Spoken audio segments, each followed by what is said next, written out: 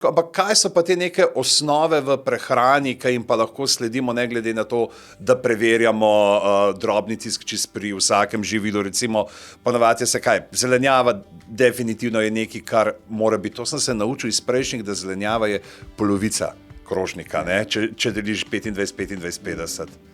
Ja, sej, zato imamo v bistvu ta projekt, več vem, bolje jem, ker je stvar kompleksna. In žal ne gre tako, da bomo mi posplošili na najbolj enostavno definicijo celo prehrano, vse prehranske izdelke in jih nekako vrstili v 4 razrede, na koncu bomo dali neke barve, zelena, oranžna in ne gre tako, ne? Preveč posplošene zadeve naredijo zmedo.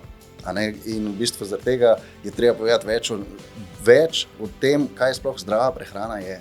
In to v bistvu govorimo v sklopu tega projekta, ga probamo to čim bolj usvestati.